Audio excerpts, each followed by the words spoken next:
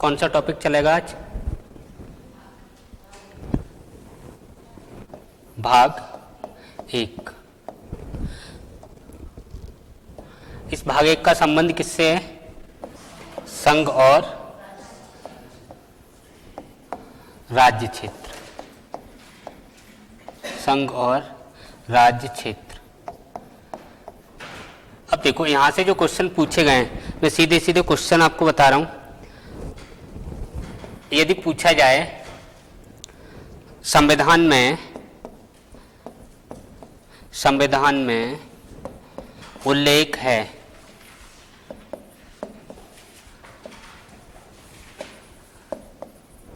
पहला ऑप्शन लिख दूं संघ और राज्य क्षेत्र, दूसरा संघात्मक शासन व्यवस्था, संघात्मक शासन व्यवस्था, तीसरे की बात करें दोनों,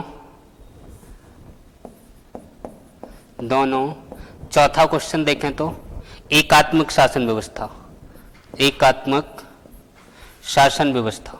अब हमारे जो संविधान में है वो संविधान में किसका उल्लेख दे रखा है? संघ और राज्य क्षेत्र या संघात्मक शासन व्यवस्था, दोनों या डी ऑप्शन? कौन सा सही होगा? किसका उल्लेख दे रखा है? पूछा हुआ क्वेश्चन है, कौन सा बताना है? संघ और राज्य क्षेत्र। अब ये संघात्मक शासन व्यवस्था और एकात्मक शासन व्यवस्था, इसका उल्लेख हमारे संविधान में नहीं है। एकात्मक शासन व्यवस्था भारत में ही नहीं है, संघात्मक शासन व्यवस्था भारत में है, लेकिन इसका उल्लेख हमारे संविधान में नहीं है। संघात्मक शासन व्यवस्था क्या होती है? ऐसी शासन व्यवस्था जहां राज्य और केंद्रों के बीच शक्तियों का बंटवारा होता हो। कैसी शासन व्यवस्था कहलाएगी? संघात्मक। एकात्मक शासन व्यवस्था वो शासन व्यवस्था होगी जिसमें संघ और राज्य यानी कि राज्य जैसी चीज होती ही नहीं है। जब राज्य नहीं है तो शक्तियों का बंटवारा भी कैसा? जिसमें राज्य ना हो, शक्तियों का बंटवारा ना हो, वो कैसी व्यवस्था होगी? एकात्मक व्यवस्था। तो हमारे संविधान में जिस व्यवस्था का उल्लेख है वो व्यवस्था नहीं है। कहने का मतलब कोई व्यवस्था का उल्लेख है ही नहीं। हमारे संविधान में सिर्फ इतना लिखा हुआ है संघ और राज्य क्षेत्र। इससे संबंधित अनुच्छेद कितने होते हैं? अनुच्छेद तब क्या बताना है? 1 से 4 तक। कितने अनुच्छेद हैं? 1 से 4 तक। अगर हम आर्टिकल 1 की बात करें, अनुच्छेद 1, ये क्या कह रहा है? हाँ, India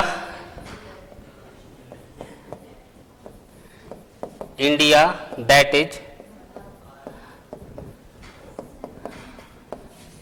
Bharat shall be union of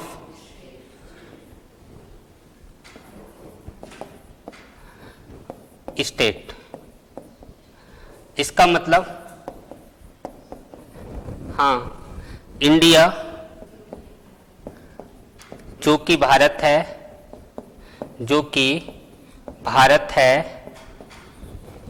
राज्यों का संघ होगा। अनुच्छेद 1 में भारत को परिभाषित किया गया है। जो नया राष्ट्र बना है उस राष्ट्र का नाम क्या होगा, ये दर्शाया गया है। भारत के नाम भारतवर्ष, हिंदुस्तान, आर्यव्रत, जम्मू द्वीप, जिन्हें ग्रंथों में कहा गया, ऐसे किसी भी नाम का उल्लेख संविधान में नहीं है। संविधान में केवल 2 नामों का उल्लेख मिलेगा, इंडिया और भारत। भारत ही इंडिया है, इंडिया ही भारत है। अब जो लोग हमारे भारत में जो संविधान सभा में थे, कौन से लोग? जिन्होंने पश्चिमी शिक्षा ग्रहण की थी, पाश्चात्य शिक्षा के जो समर्थक रहे, या जिन्हें विदेशों में अंग्रेजी की पढ़ाई पढ़ी, उन्होंने नाम क्या सुझाया? इंडिया। भारत के जो लोग हैं उन्होंने क्या नाम दिया? भारत। ये जो भारत शब्द है ये हमारी भावनाओं से जुड़ा हुआ है। इंडिया शब्द हमारी भावनाओं से जुड़ा हुआ नहीं है, विदेशी शब्द है। हिंदुस्तान मुगल काल में आया, विदेशी लोगों ने कहा, उसको हमने स्वीकार नहीं किया है। ग्रंथों में जम्मू द्वीप कहा गया, आर्यव्रत कहा गया, उनको भी हमने स्वीकार नहीं किया। तो जो दो नाम हमने स्वीकार किए हैं, वो कौन से हैं? इंडिया और भारत। भारत ही इंडिया है, इंडिया ही भारत है, जो कि क्या है? राज्यों का संघ। अगर पूछा जाए कि ये जो भारत है, ये भारत क्या है, तो क्या बताओगे? भारत एक राष्ट्र है, वो तो सही है। भारत को संविधान के इस अनुच्छेद में क्या बताया गया है कि भारत वह है जिसमें 28 राज्य, वर्तमान स्थिति में देखें तो भारत वह है जिसमें 28 राज्य और 8 केंद्र शासित है। वो क्या है? हमारा इंडिया। जो भारत है इसमें क्या होगा? 28 राज्य आज की डेट में और 8 क्या है? UT, union territory. ये क्या है? भारत। कहाँ बताया गया है? हमारे संविधान में। ठीक। अब हमने क्या किया? हमने यहाँ पे एक शब्द प्रयोग किया, यूनियन। कौन सा शब्द? यूनियन। अब ये जो संघ होता है, हिंदी में संघ जिसको कहते हैं, उसे अंग्रेजी में यूनियन भी कहते हैं, या इसी को हम फेडरेशन भी कहते हैं। फेडरेशन।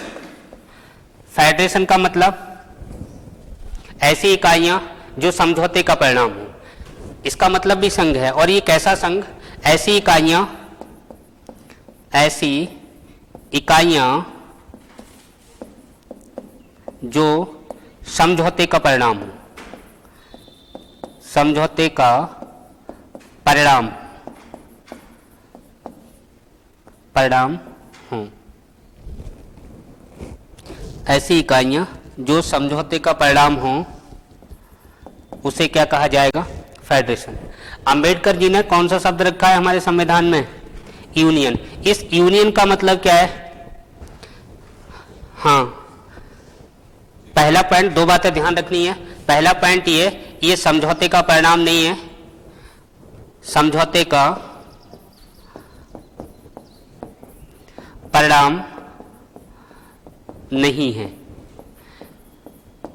दूसरी बात, कोई भी इकाई इससे अलग नहीं हो सकती। कोई भी इकाई इससे अलग नहीं हो सकती। क्या मतलब हुआ? यानी कि जो फेडरेशन है ये समझौते का परिणाम है। जो अमेरिका के अंदर जो प्रांत हैं जो आपस में मिले हैं, यूनियन जो बना है, संघ जो बना है, वहाँ यूनियन नहीं बना, फेडरेशन बना है। और फेडरेशन में क्या? उनकी अपनी अपनी शर्तें हैं। शर्तों के आधार पर एक दूसरे से मिले हैं और वो कभी भी अलग हो सकते हैं। लेकिन भारत में जो मिला है, उत्तर प्रदेश मिला, बिहार मिला, हरियाणा मिला, सिक्किम मिला, ये अब चाहें कि अब अलग हो जाएं तो ये अलग नहीं हो सकते। कारण क्या है कि ये कोई समझौता वमझौता नहीं है, ये पूर्ण रूप से भारत में विलय हैं। यूनियन में ये ध्यान रखना है, यूनियन का अर्थ क्या है? यूनियन का अर्थ पूछा जाए तो जो भारत में जो इकाइयां मिली वो किसी भी समझौते का परिणाम नहीं है और किसी भी इकाई को अलग होने का अधिकार भी नहीं है। जबकि फेडरेशन में जो इकाइयां मिली वो समझौते का परिणाम है और उन्हें अलग होने का अधिकार है, चाहे तो अलग हो सकती है। इसके अलावा बात करें अनुच्छेद 2। अनुच्छेद 2 क्या कहता है? Article number 2। इसमें क्या लिखा है? ये जो भारत है जिसकी अभी मैंने बात की, कौन सा भारत? क्यों भाई, कौन सा भारत?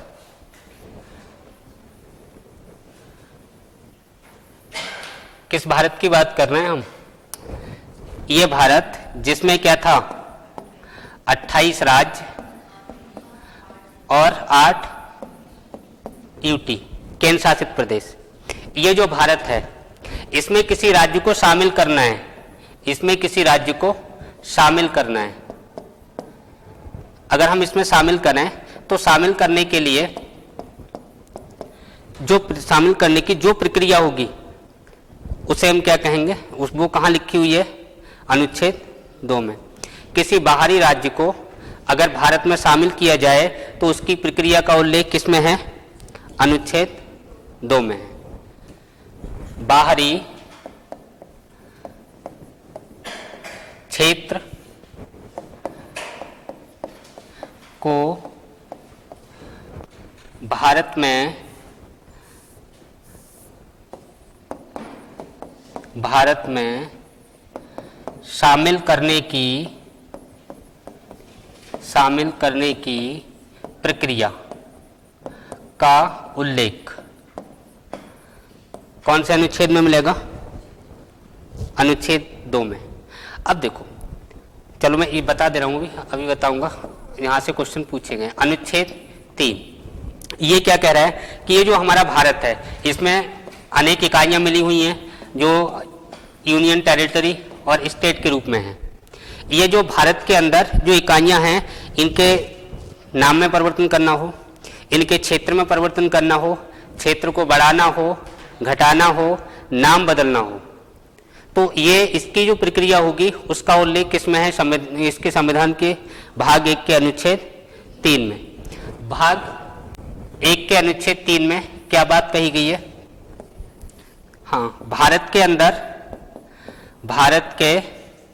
अंदर किसी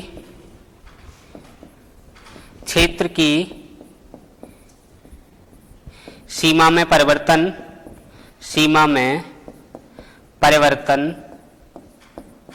या नाम में परिवर्तन की प्रक्रिया का उल्लेख है। कौन सी प्रक्रिया? किसी क्षेत्र की सीमा में परिवर्तन। इस सीमा में परिवर्तन का मतलब सीमा को कम करना, सीमा को बढ़ाना, घटाना। नाम में परिवर्तन, जो मूल नाम है उसमें कुछ बढ़ाना हो, उसमें कुछ घटाना हो या उसे हटा के कोई नया नाम रखना हो। इसकी प्रक्रिया कहाँ दे रखी है? अनुच्छेद नंबर 3 में। अच्छा, अनुच्छेद 4 क्या कहता है उसकी बात सुन लो। अनुच्छेद 4 ये क्या कह रहा है? ये कह रहा है कि अनुच्छेद 2 और अनुच्छेद 3 में जो प्रक्रिया दे रखी है, अनुच्छेद 2 और अनुच्छेद 3 में जिस प्रक्रिया का उल्लेख है उसमें उस प्रक्रिया में अनुच्छेद 368 की प्रक्रिया का पालन नहीं किया जाएगा। बस इतना ही ध्यान रखना है। अनुच्छेद 2 और अनुच्छेद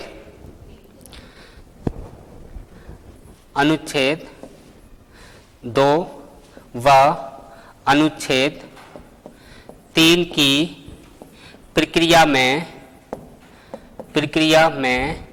अनुच्छेद 368 की प्रक्रिया का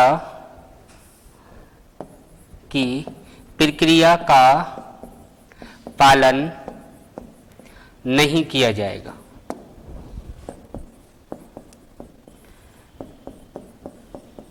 ये कहाँ दे रखा है? अनुच्छेद 4 में।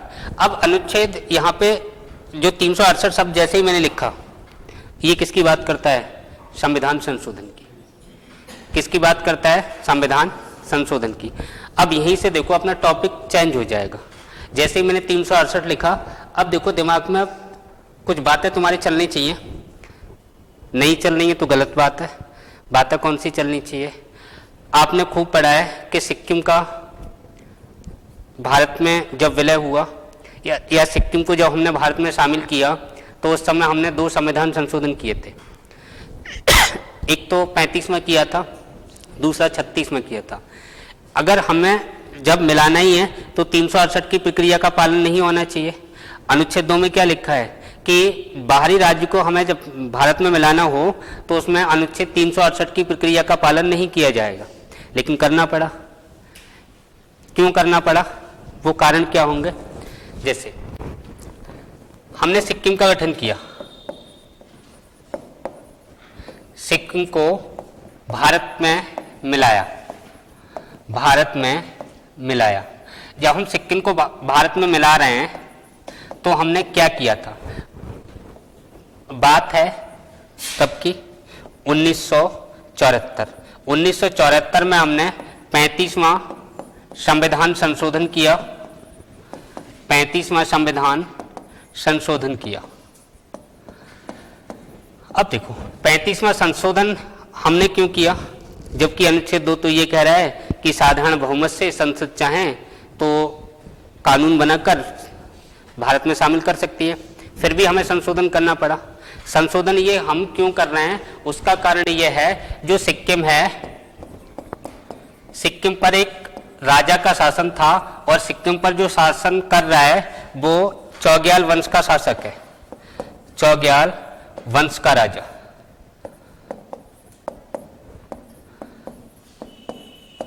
शासन करता है, शासन कर रहा है।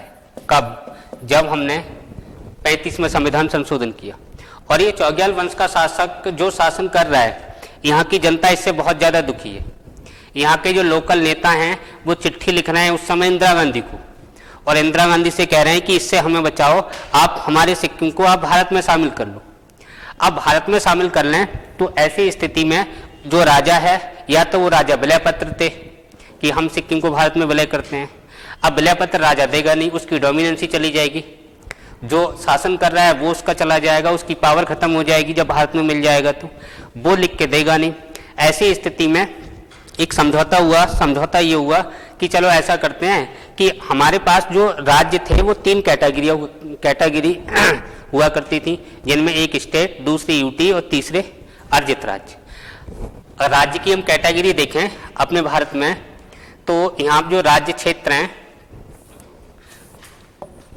राज्य क्षेत्र, ये राज्य क्षेत्र अपने पास जो हैं वो आज भी कितने प्रकार के हैं?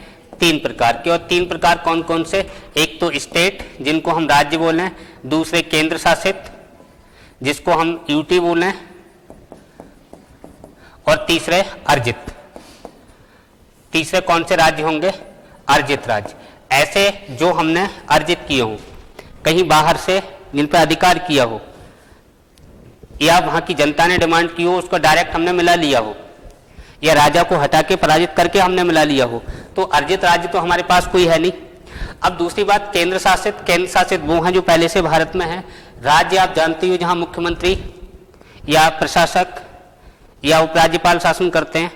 अब ऐसी स्थिति में होगा ये कि हमने जो 35वां संविधान संशोधन किया है, इस संशोधन के तहत राज्य की एक नई कैटेगरी बनाई। राज्य की कैटेगरी क्षेत्र की कितनी है हमारे पास? राज्य क्षेत्र की कैटेगरी कितनी है? 3, केंद्र शासित, राज्य और अर्जित क्षेत्र। अब हमें चौथी कैटेगरी बनानी पड़ी, चौथा प्रकार राज्य का बनाना पड़ा, और हमने 1974 में 35वें संविधान संशोधन जो किया है, इस संविधान संशोधन के द्वारा एक 4th श्रेणी बनाई है, चौथी श्रेणी राज्यों की बनाई। और उस चौथी श्रेणी को जो हमने नाम दिया वो एसोसिएट स्टेट, एसोसिएट स्टेट। क्या कहा? एसोसिएट स्टेट, या इसको बोले सहराज्य। ये सहराज्य एक अलग प्रकार की कैटेगरी जो हमने बनाई, वो किस संविधान संशोधन द्वारा? 35वें संविधान संशोधन द्वारा 1974 में एक सहराज्य का दर्जा हमने दे दिया। किसको? सिक्किम को। अब बात आई ये सहराज्य। सहराज्य क्या होता है? सहराज्य का मतलब यह है कि राजा वहां जो है वो शासन करे, उससे हमें दिक्कत नहीं है। वहां उसके लिए जो आर्मी लगेगी, उसकी जो रक्षा करनी है, वो जिम्मेदारी किस पे होगी? भारत पे। जो विदेश से उसका व्यापार होगा, उसकी जिम्मेदारी किसकी होगी? भारत की। और जनता पर शासन कौन करेगा? राजा। और जब ऐसी स्थिति आई तो यहाँ की जनता ने विद्रोह करना शुरू कर दिया कि हमें तो भारत में पूर्ण रूप से विलय चाहिए, ये सहराज्य का दर्जा है, संबद्ध राज्य का दर्जा अब हमें नहीं चाहिए, क्योंकि राजा जब शासन करेगा तो फिर से वही अत्याचार करेगा। ऐसी स्थिति में इंदिरा गांधी ने उस समय जनमत संग्रह करवाया और लगभग 70% वोटिंग किसकी तरफ होती है कि सिक्किम को भारत का हिस्सा बनाया जाए। हमें फिर संविधान संशोधन करना पड़ा। तो हमने अगला जो संविधान संशोधन किया, 36वां संविधान संशोधन। अब देखो बात यह आई, 36वां संविधान संशोधन।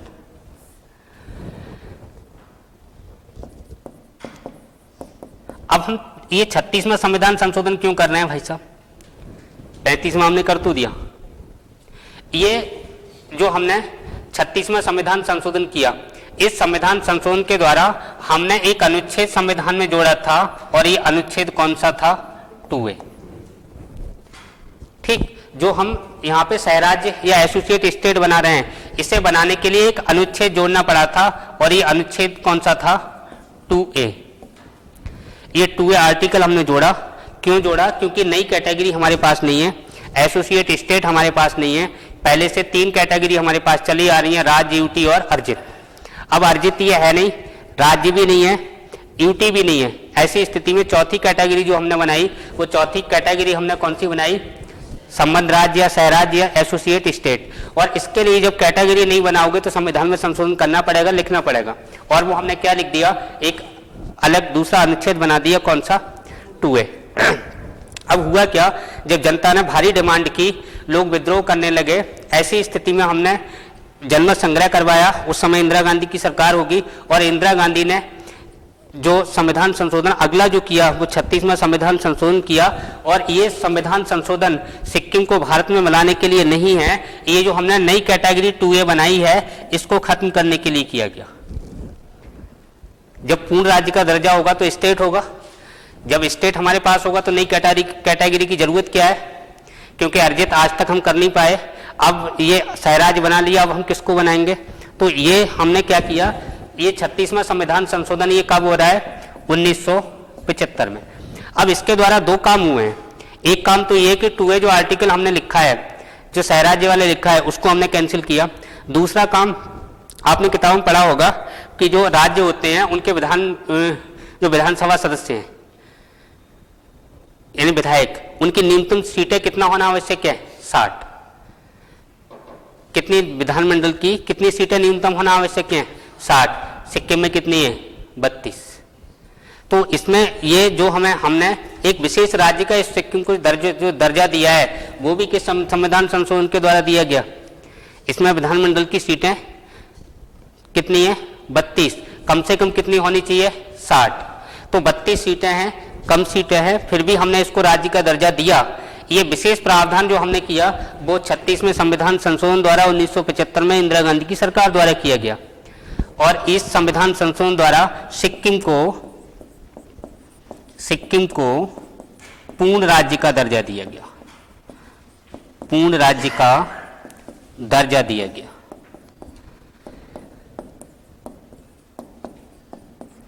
अरे बात समझ में आई? हमें करना क्या होता है? कुछ नहीं है।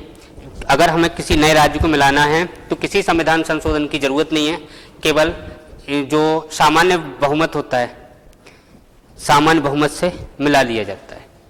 कोई विशेष बहुमत की आवश्यकता है नहीं। 368 की प्रक्रिया के पालन करने की भी जरूरत हमें बिल्कुल है नहीं।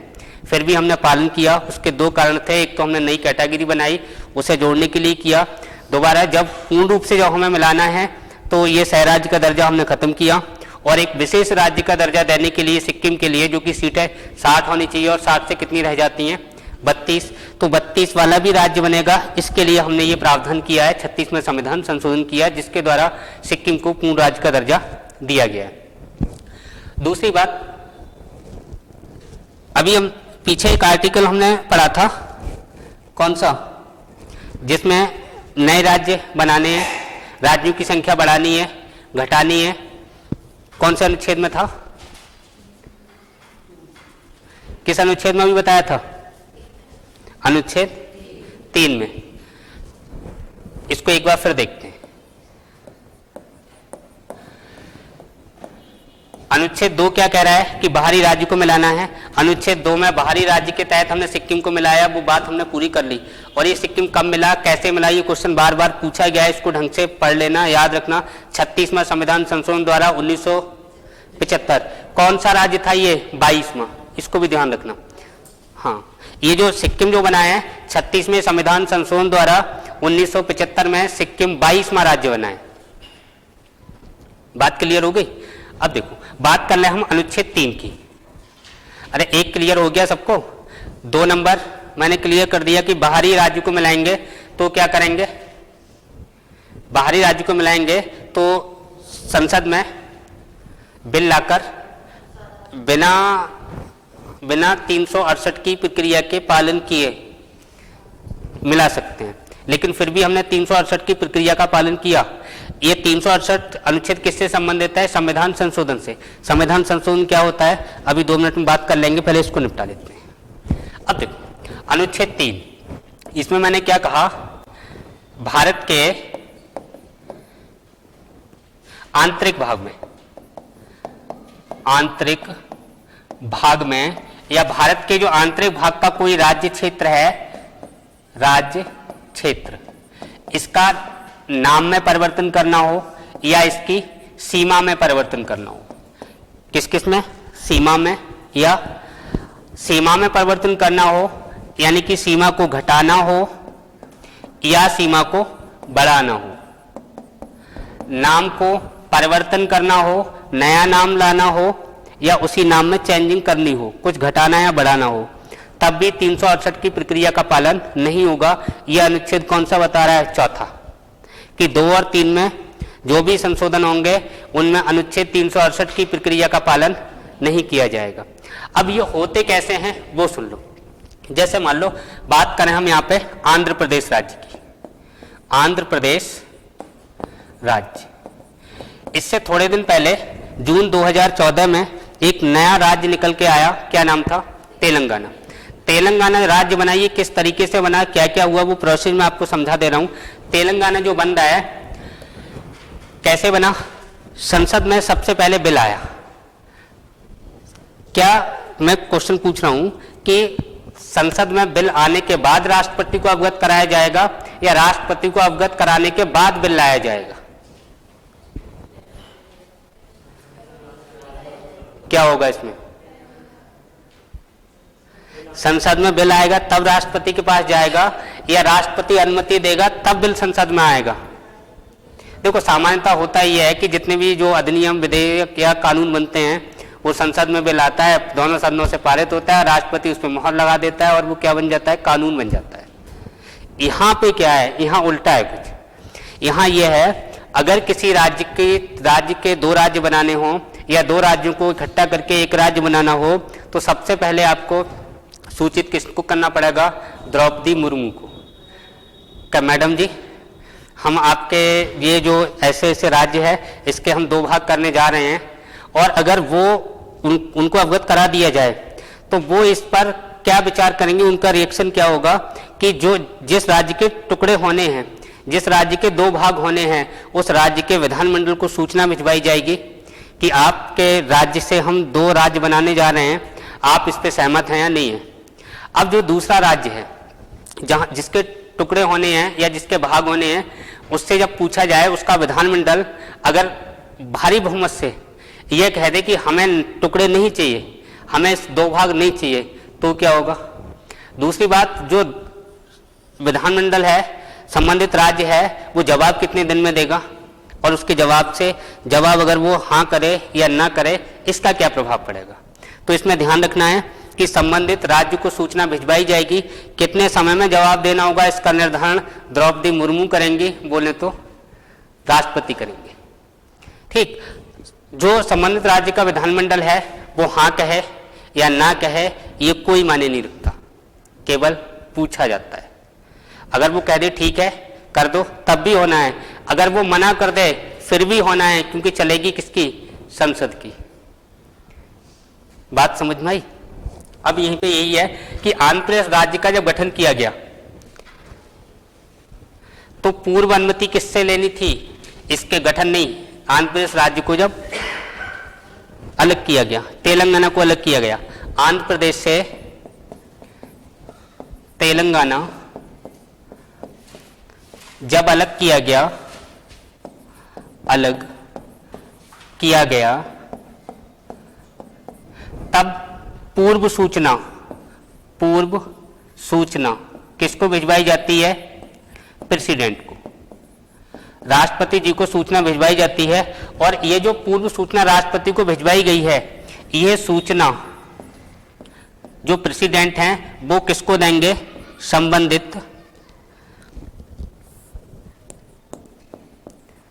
संबंधित राज्य के विधानमंडल को, संबंधित राज्य के विधानमंडल को। ये जो विधानमंडल है ये हाँ करे या ना करे इससे कोई फर्क नहीं पड़ेगा, यहां पे जो चलेगी वो किसकी चलेगी? संसद की। यदि संबंधित राज्य का विधानमंडल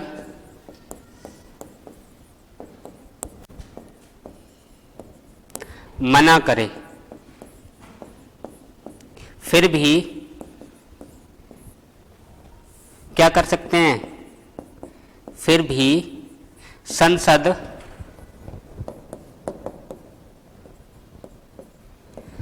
राज्य का विभाजन कर सकती है, राज्य का विभाजन कर सकती है। होता यह है कि जैसे तेलंगाना राज्य जब बना तो हुआ क्या, संसद ने पहले सूचना भेजी किसके पास, राष्ट्रपति जी के पास। उनसे पूछा गया कि हम ऐसा ऐसा कांड करने जा रहे हैं, ये जो तेलंगाना है इसको हम आंध्र प्रदेश से अलग करना चाह रहे हैं।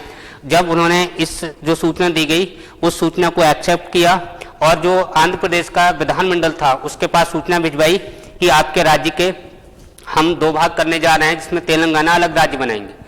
इसकी सूचना जब तेलंगाना विधानमंडल को पहुंची तो उन्होंने भारी बहुमत से इस प्रस्ताव को ठुकरा दिया, मना कर दिया कि हमें 2 नहीं चाहिए, हमारा एक ही ठीक है, हमें अलग से दूसरा राज्य नहीं चाहिए। लेकिन फिर भी तेलंगाना अलग हुआ।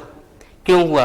क्योंकि जो विधानमंडल जो राय दे रहा है, जो सुझाव दे रहा है, उसे मानने के लिए संसद बाध्य नहीं है। संसद चाहे तो बना सकती है, संसद चाहे तो नहीं बना सकती। अब विधानमंडल ने मना किया, फिर भी तेलंगाना बना। अब ये तेलंगाना जो बना है ये कब बना?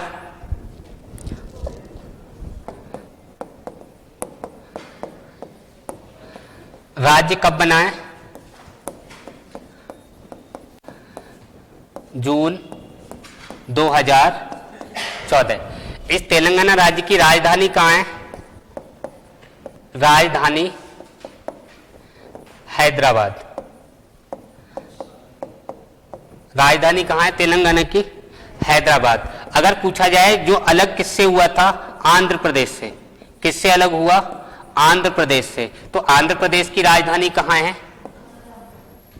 अमरावती। आंध्र प्रदेश की राजधानी पूछी जाए तो कहाँ है? अमरावती। तेलंगाना की राजधानी कहाँ है? हैदराबाद। जिस समय तेलंगाना नहीं होता था उस समय आंध्र प्रदेश की राजधानी कहाँ हुआ करती थी? हैदराबाद हुआ करती थी। आज की डेट में हैदराबाद की राजधानी कहाँ पहुंच गई? अमरावती। तेलंगाना की राजधानी कहाँ है? हैदराबाद। एक तो ये बात ध्यान रखनी है। इसके आगे अभी मैं बात कर रहा था संविधान संशोधन। जो क्वेश्चन जैसे एग्जाम के अंदर अभी पूछे गए हैं एसआई वगैरह में, वो क्वेश्चन आपके सामने रख रहा हूं, देखना क्या है। जैसे मैंने कहा कि संविधान संशोधन, संविधान संशोधन, अगर पूछा जाए संविधान संशोधन कितने प्रकार से होता है, कितने प्रकार से होता है, तब आंसर क्या होगा? अगर मैं कहूं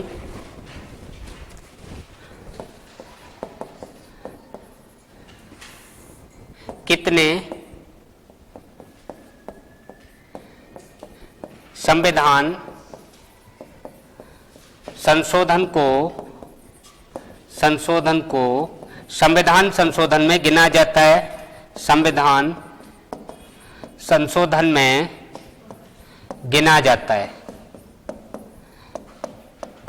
अगला क्वेश्चन, अनुच्छेद 368 के अनुसार, अनुच्छेद 368 के अनुसार संविधान संशोधन कितने प्रकार से होता है? कितने प्रकार से होता है? तीनों क्वेश्चन पूछे गए हैं और तीनों ही क्वेश्चन क्या हैं भाई साहब? इंपॉर्टेंट। तीनों ही क्वेश्चन पूछे गए हैं और तीनों ही क्वेश्चन क्या हैं? इंपॉर्टेंट हैं। आंसर इनके सुनिए। अगर आपसे पूछा जाए संविधान संशोधन कितने प्रकार से होता है, आंसर क्या होगा? संविधान संशोधन कितने प्रकार से होता है? तो संविधान संशोधन जो होगा, संविधान संशोधन, आंसर बताना है 3 प्रकार से। 3 प्रकार कौन कौन से? एक तो साधारण बहुमत, साधारण बहुमत, दूसरा विशेष बहुमत, दूसरा विशेष बहुमत, तीसरा विशेष बहुमत विशेष बहुमत प्लस आधे से अधिक राज्यों का अनुमोदन।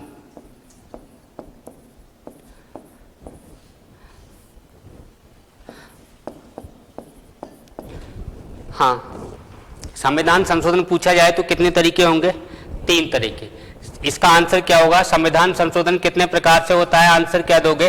3। और 3 कौन कौन से तरीके हैं? साधारण बहुमत, विशेष बहुमत प्लस आधे से अधिक राज्यों का अनुमोदन। कितने तरीके से होगा संविधान संशोधन? 3 तरीके से। अगर हम बात करें, दूसरा क्वेश्चन सुनिए, कितने संविधान संशोधन को संविधान संशोधन में काउंट किया जाता है? संविधान संशोधन में बहुत सारे संविधान संशोधन होते रहते हैं, लेकिन सब काउंट नहीं होते, गिने नहीं जाते। जैसे अगर हम बात करें 24वां संविधान संशोधन गिना गया, प्रथम संविधान संशोधन गिना गया, 35वां संविधान संशोधन गिना गया, 36वां संविधान संशोधन गिना गया। ऐसे भी बहुत सारे संविधान संशोधन हैं जिनको काउंट नहीं किया। तो वो क्या है और जो काउंट होते हैं वो क्या है? तो इसकी अगर हम बात करते हैं, देखिए, ये साधारण बहुमत से होने वाले संशोधन संविधान संशोधन में काउंट नहीं होते हैं। यानी कि साधारण बहुमत से होने वाले संशोधन ये संविधान संशोधन में नहीं गिने जाते हैं। संविधान संशोधन में नहीं गिने जाते हैं। बात समझ में आई? अब संविधान संशोधन में नहीं गिने जाते हैं, कोई बात नहीं। तो यहाँ पे कितने संविधान संशोधन में गिने जाते हैं? तो आंसर कितना होगा? 2। और कौन कौन से? ये वाले 2। ये सुन लो इनके बारे में। ये दूसरा और ये तीसरा, और ये अपना कौन सा है? पहला। ये दूसरा और तीसरा संविधान संशोधन है। ये संविधान संशोधन बिना 368 की प्रक्रिया का पालन किए हुए नहीं होते हैं। या सीधा सीधा ऐसे बोलूं कि ये दोनों संविधान संशोधन ऐसे हैं जिनमें अनुच्छेद 368 की प्रक्रिया का पालन किया जाता है। तो इन दोनों में अनुच्छेद 368 की प्रक्रिया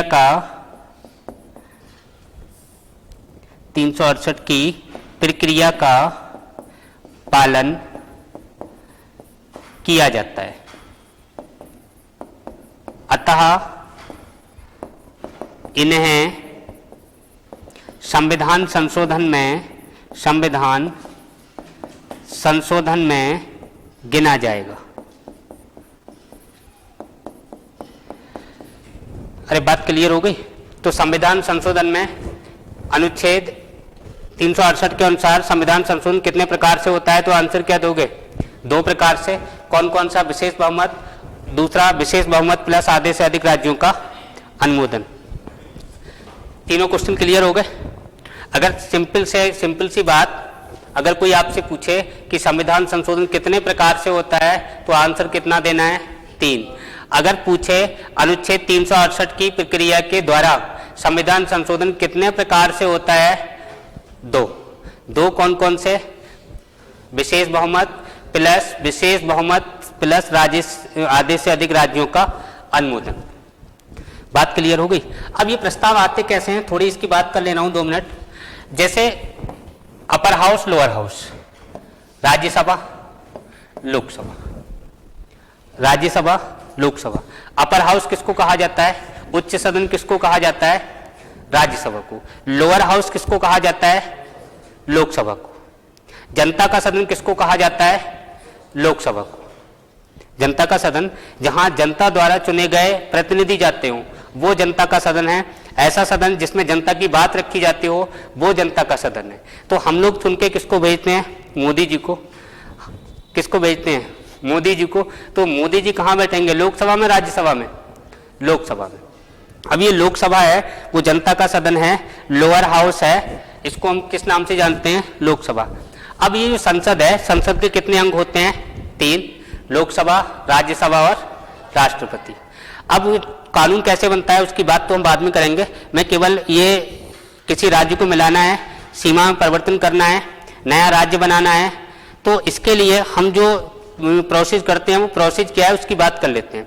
एक बात बताइए कि अगर मुझे उत्तर प्रदेश से एक दूसरा राज्य बनाना है, नया राज्य बनाना है, तो सबसे पहले तो मैं ये काम करूंगा कि इसकी सूचना सबसे पहले किसको भेजी जाएगी? द्रौपदी मुर्मू के लिए कि मैडम हम उत्तर प्रदेश के 2 भाग करना जा रहे हैं, इसके बारे में आपकी क्या राय है? उनकी जो राय होगी, मोस्टली राष्ट्रपति जी की राय वही होती है जो लोकसभा की होती है, क्योंकि लोकसभा द्वारा ही चुना जाता है मोस्टली। अब ऐसी स्थिति में जब उन्होंने कह दिया कि ठीक है कर लो, अच्छी बात है, प्रशासन में शासन में दिक्कत नहीं होगी, क्राइम कम होंगे, क्षेत्र कम हो जाएगा, तो व्यवस्थाएं और अच्छी हो जाएंगी। अब चलो उन्होंने कह दिया, विधानमंडल से पूछा, ठीक है, विधानमंडल ने हाँ किया ना किया वो संसद जाने, अगर हाँ करे तब भी कर सकती है, ना करे तब भी कर सकती है। अब संसद बिल ले आई, किसमें, जो संसद के सदस्य हैं ये बिल लेके आए। अब बिल सबसे पहले लोकसभा में आएगा या राज्यसभा में आएगा, ये बात पूछनी थी। बिल सबसे पहले जो रखा जाता है वो बिल लोकसभा में रखा जाएगा या राज्यसभा में? आंसर क्या होगा?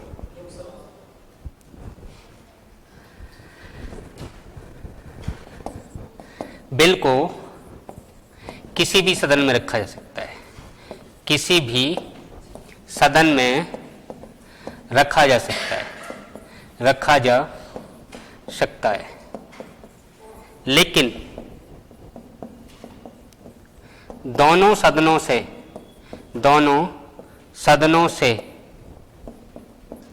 पारित होना आवश्यक है।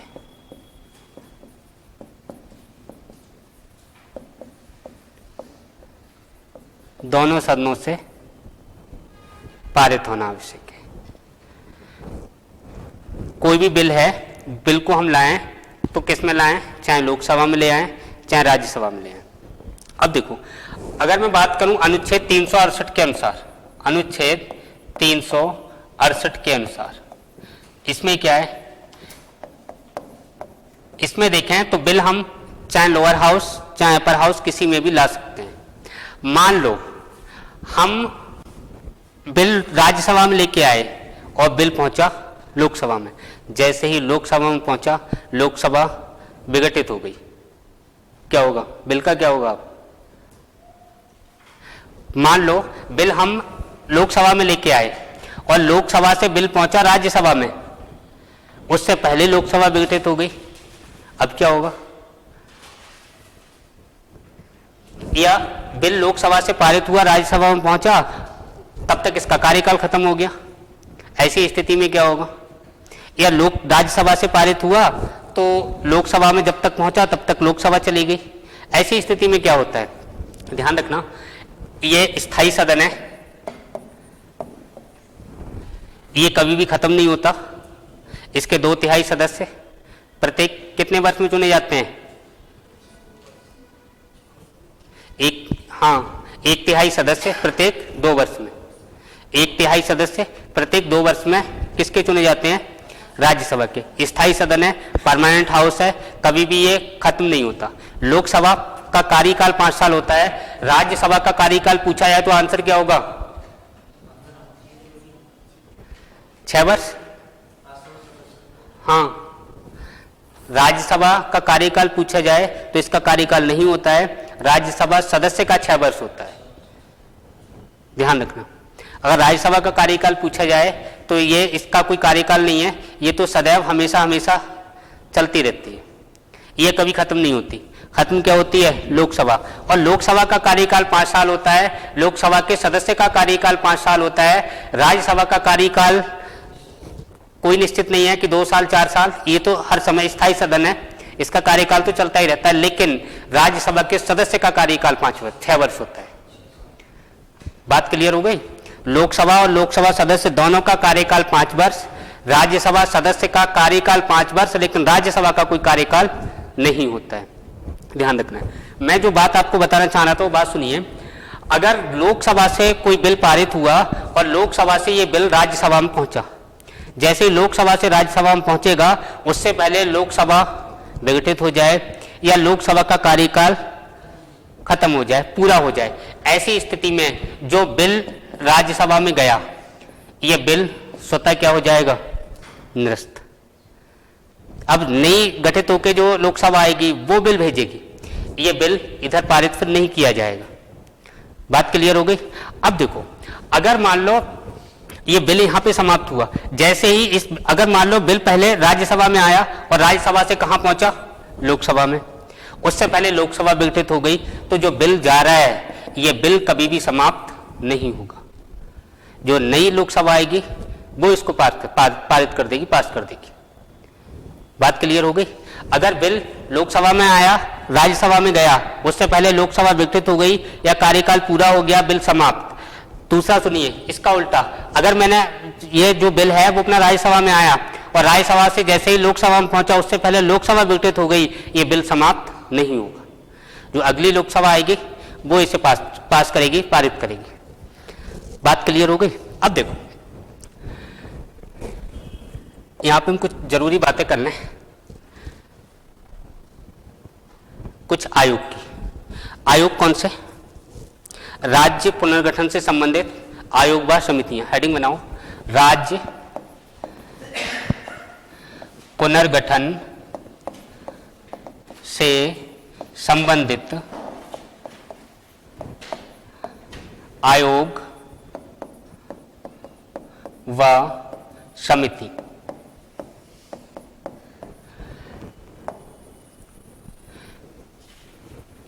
कुछ जरूरी बातें हैं, जो क्वेश्चन पूछे गए हैं वो टॉपिक में यहाँ पे थोड़ा चर्चा में ले रहा हूँ। क्या क्या बातें पूछी गई हैं, ये यहाँ से समितियां आयोग जो बने वो अब तक कितने बने भाई साहब? 3 बने। 3 की मैं बात कर रहा हूँ।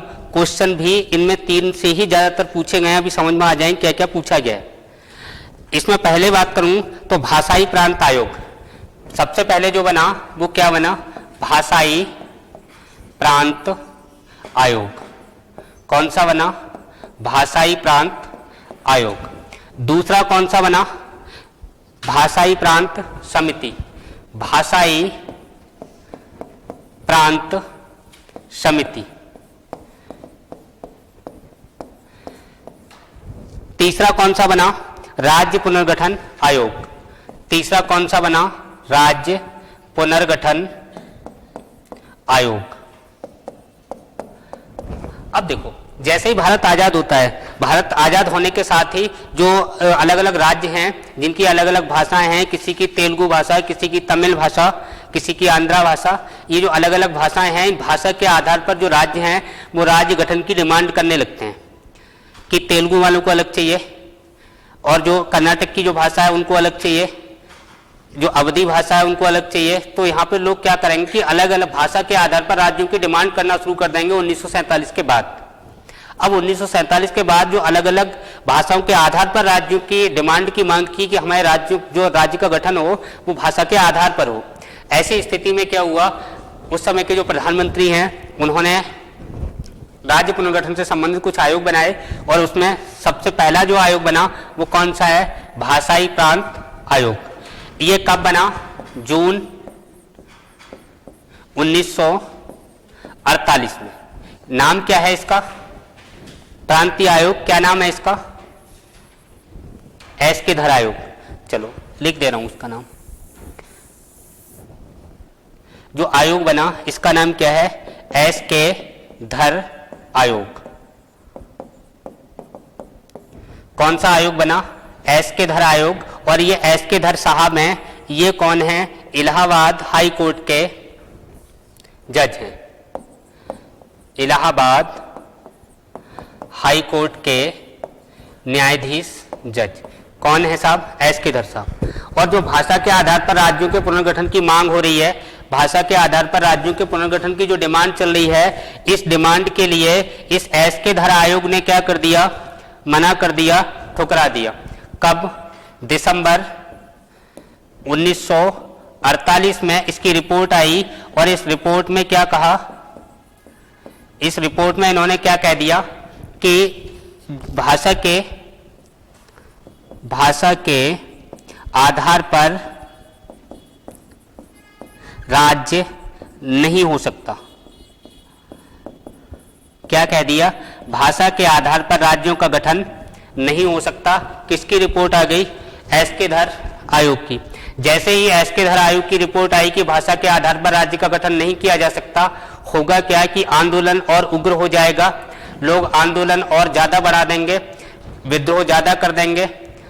अब ऐसी स्थिति में जब आंदोलन तीव्र हुआ तो तुरंत दूसरी एक समिति बनाई गई, जिस समिति का नाम क्या है, भाषाई प्रांत समिति। ये कब बनी? भाषाई प्रांत समिति की बात करें तो ये दिसंबर 1948 में ही बन गई।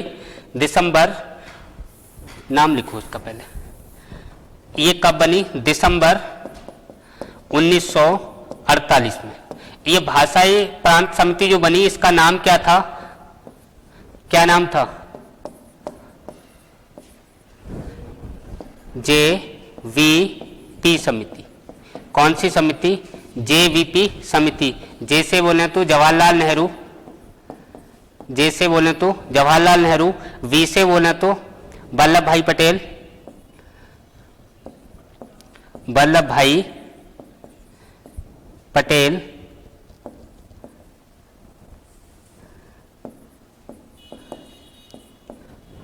P से बोले तो पट्टाभी सीतारमैया, पट्टाभी सीतारमैया।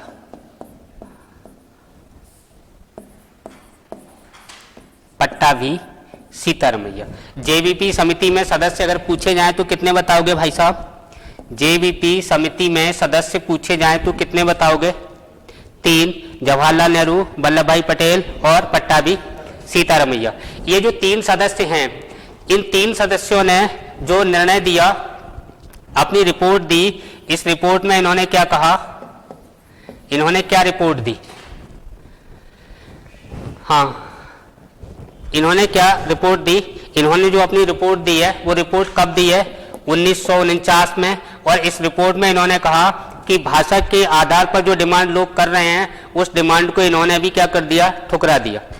भाषाई आधार पर, भाषाई आधार पर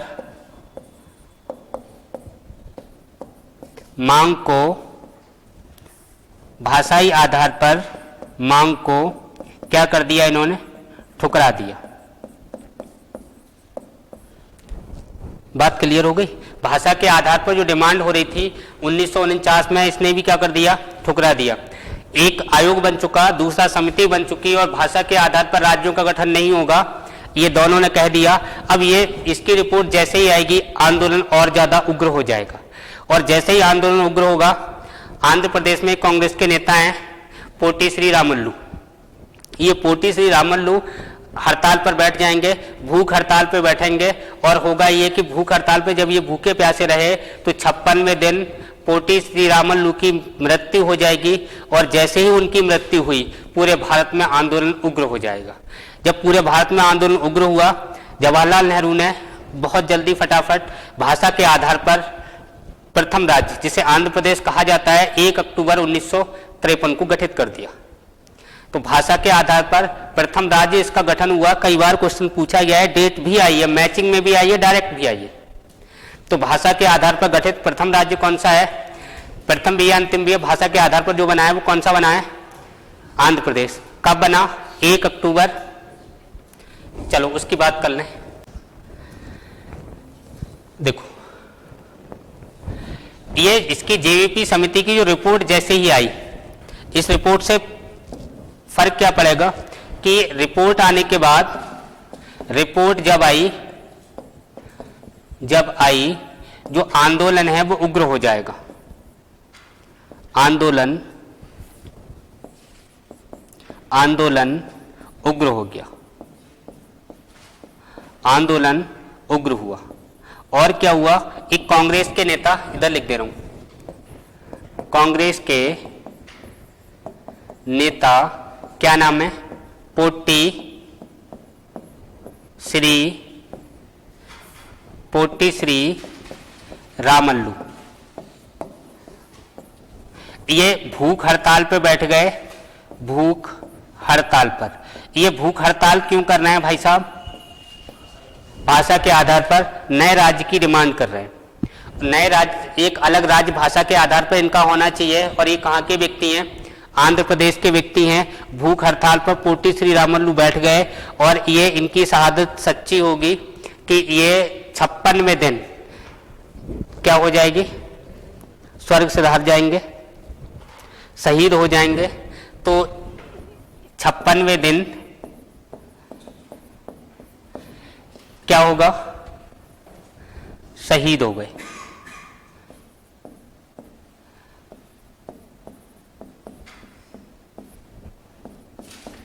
भाई साहब की क्या होगी, भाई साहब की मृत्यु। मृत्यु कब हो गई, 56वें दिन। जैसे ही भाई साहब की मृत्यु हुई, अब तो पूरा भारत एक तरफ, ये चाचा है ही बुरा, ये गांधी है ही बुरा, इसने बहुत गलत किया, जब तक जिंदा था तब तक देखने नहीं आया, और जब तक आदमी जिंदा होता है ना तब तक उसकी कदर होती भी नहीं है। मरने के बाद लोग कदर करते हैं, मरने के बाद तो कोई दुश्मन भी होगा वो भी तारीफ करेगा कि बहुत अच्छा आदमी था। जब तक जिंदा था तब तक तो कुछ नहीं। जैसे ही इनकी मृत्यु हुई, जो कांग्रेस पार्टी है, जवाहरलाल नेहरू, इनके हाथ पैर फूल जाएंगे, और जल्दी जल्दी में ये बिना सोचे समझे 1 अक्टूबर 1953 को भाषा के आधार पर जिस राज्य का गठन करेंगे, वो राज्य कौन सा है, आंध्र प्रदेश। जैसे ही इनकी मृत्यु होगी, जवाहरलाल नेहरू ने